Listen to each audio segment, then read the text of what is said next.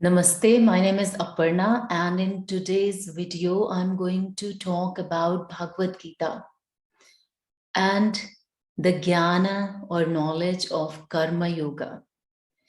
Because if you are practicing yoga, you are learning about the philosophy of yoga, then you must have learned the definition of yoga according to Bhagavad Gita, which is Samatvam Yoga Uchyate. So in Sanskrit it says Samatvam Yoga Uchyate, means balanced and stable state of mind is yoga. And there is another definition from Bhagavad Gita, which says Yoga Karmashu Kaushalam, means if we do the task that we are doing with our utmost dedication and devotion, then we are in a state of yoga. So what we do on the mat is only a small part of yoga. The bigger part of yoga is the way we live our lives, the way we think, the way we exist in this world. That is yoga. It's a big yoga practice in itself. So let me go through some of the important verses from chapter 6 of Bhagavad Gita, which will give you more idea as to what Krishna meant, that what is yoga. And it will clarify more and more in terms of philosophy of yoga. So I'm going to read from chapter 6, verse 4, which is Yada hi nendiyartheshu na karmasvanusajjate sarva sankalpa sannyasi yoga rudhasto dachyate. This is verse 4 from chapter 6. And here Krishna is explaining to Arjuna that since attachment to sense object, like sound, etc., and to actions is an obstacle in the path of yoga. So when we get attached to anything, that becomes an obstacle in our journey of yoga. Therefore, the removal of that obstacle, the removal of that obstruction is the means to its attainment. So how you are going to establish in the state of yoga is by removing those obstacles, those attachments. And when a man who has given up thoughts about everything does not get attached to sense objects or actions, he or she is then said to be established in a state of yoga. It is a profound statement, and you may say that, how am I supposed to do that? How do I stop thinking? You cannot stop thinking, because that's not what it meant here. It is a process. It is a state where you go from this stage to next, to next, to next, to reach to the higher state of consciousness. So you are going to go from one stage to the next. And how you start that is through meditation, through mindfulness, through practice of yoga asanas, through living a disciplined life. So when meditation is mastered, the mind becomes unwavering. Like if you put a lamp in a place where there is no wind. So in that state, mind is at the moment like as if it's a very windy place and the flame is going here and there the whole time. But if you put the lamp in a place where there isn't much wind and it's quiet, then the flame is straight. It will still move a little bit, but it will remain to a stable state. So they're forever free. Those who are established in yoga, they find that freedom. They're free, who renounce all selfish desires. How do you become free? You become free by giving up desires. Because this Human mind is designed like that. It always wants something. And as soon as it gets it what it wants, it immediately wants something else. And it doesn't even give you a chance to celebrate what you have achieved. So it says that those who renounce all selfish desires and break away from the ego cage is of I, me, and myself. Because every thought is around me, around I, around myself.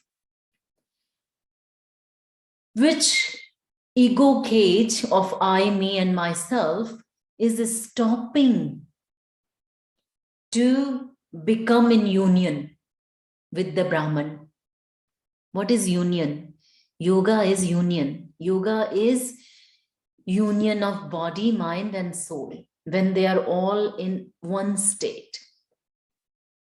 And Brahman is that higher state, the Purusha and the Prakriti. The whole journey of yoga is from Prakriti to Purusha. Purusha is the seer, the observer, the all-knowing. But Prakriti is all, getting lost with Maya, the Jal, the ego cage, all the illusions that exist through these sensory organs, through the sense objects, the desires. So all this world is designed in such a way that keeps Purusha and Prakriti separate from each other. But once they both can meet or even see each other more frequently, you are in a state of yoga, the union. So those who are in union with Brahman, they live in wisdom, who see themselves in all and all in them. What does that mean? How would you see yourself in all and all in you? That's a state of oneness, when Purusha and Prakriti have met each other.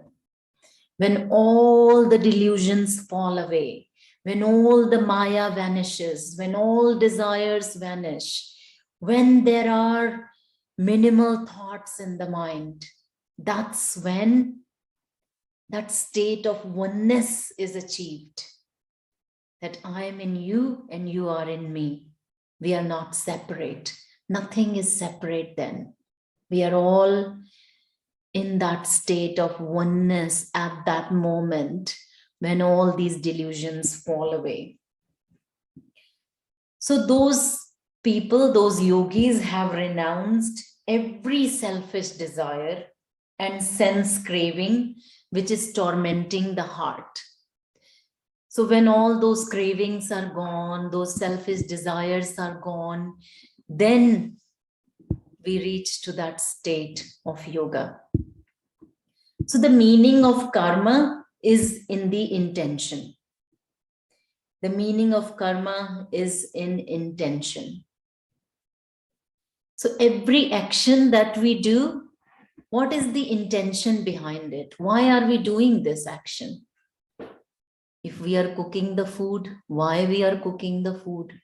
Who is going to eat this food? How they will benefit? If we are going to work, is it just that selfish desire to earn money? Or is it a bigger purpose that we are serving our fellow human beings? We are being productive and fruitful in this society. So the intention behind action is what matters. Those who are motivated only by the desires for the fruits of action are miserable. So those who are doing everything to get something out of it, they are living a miserable life. Because they're constantly anxious about the results of what they do. So if I do this, what will happen? Will I get this? If I do that, if I help that person, will they help me? Will they pay me? Will they do this for me? So we are always doing things to get something in return. Whereas if we learn to do the work, do the karma without selfish motive, without any desire for the fruits of our actions, then it is karma yoga. Perform work in this world, Arjuna. So Krishna is talking to Arjuna in Bhagavad Gita. He's motivating him to do this war of righteousness. So he says, Arjuna, then a man established within himself without selfish attachment and alike in success and defeat, for yoga is perfect evenness of mind. So you don't mind what happens to you in the state of yoga, whether you are winning or you are losing. You're still happy. Because you know that there is a bigger purpose to everything that you do. I'm going to also share with you some of the other, my favorite shlokas, my favorite verses from Bhagavad Gita, which are a good explanation as to what is yoga and what is karma yoga.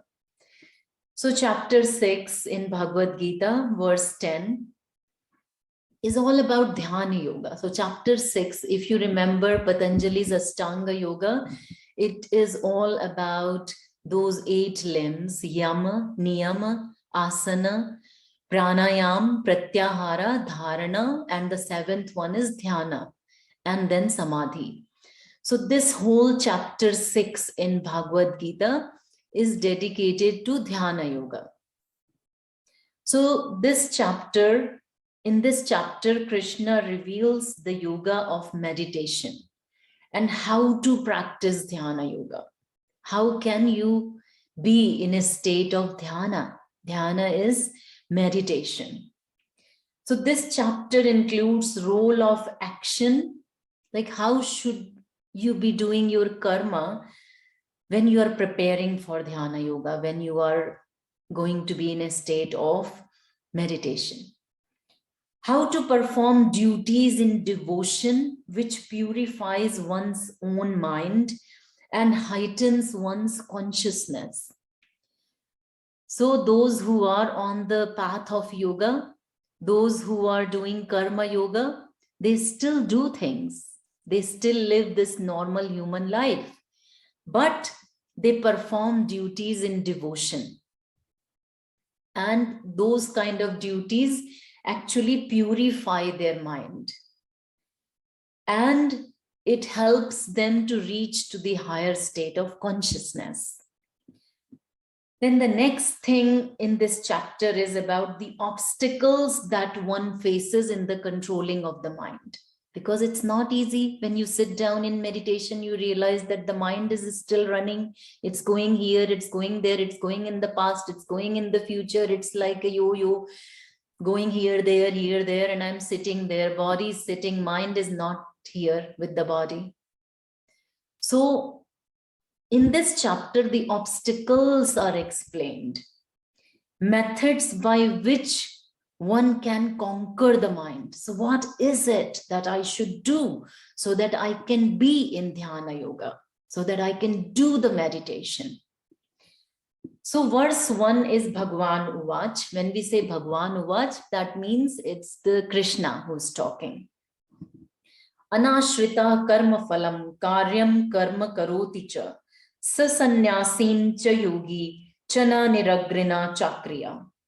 He who performs an action, which is his duty, without depending on the result of action, he's a monk and he's a yogi. Not he who does not keep a fire and is actionless. Because some people might say that, what's the point in doing all this if I have no desire? So there are people who live a life of not doing anything. They're happy whatever they get from others, whatever the state gives them, they will live on that. But that is actionless. But if you do your duties, your action, and you continue to work without the desire of the result, that is karma, that is yoga. And it will bring you to the path of meditation. So chapter 6, verse 2, Yam sanyasamiti prahur yogam tam viddhi pandava, nahanyas satya sankalpo, yogi bhavati kaschana. That which they call monasticism, know that to be sannyasa yoga. O Pandava, Pandava is those 5 brothers, Arjuna and his other 4 brothers, so they were called Pandava.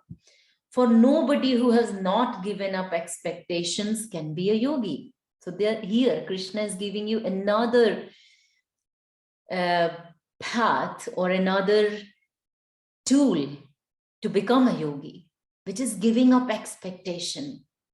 Can you give up expectation from your loved ones that because my husband is like that and that's why I can't be nice to him? Or because I have done this for you, so now I expect that from you. If you don't fulfill that, so expectations are the reason for suffering. So yogis do not keep expectations. They do things for you, they will help you, but they do not want anything in return. That is what Bhagwadgeeta teaches us. Then chapter 6, verse 3.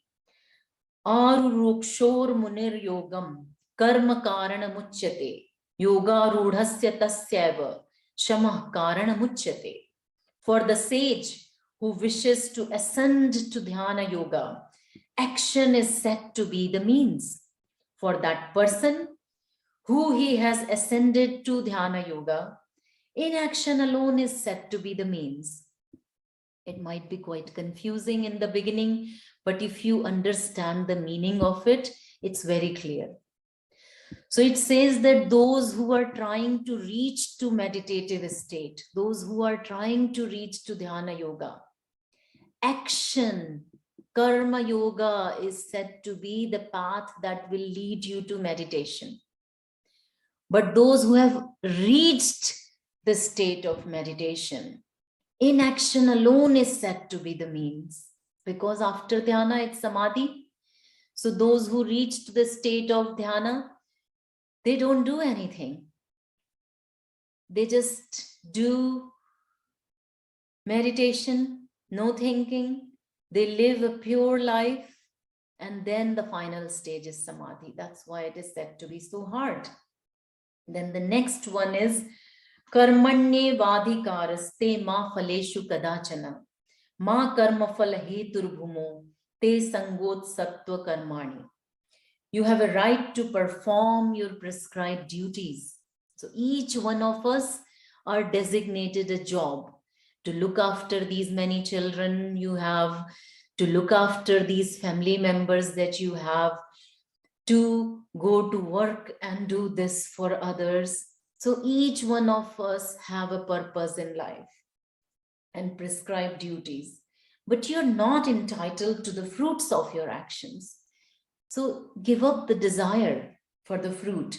Never consider yourself to be the cause of the result of your activities, nor be attached to inaction.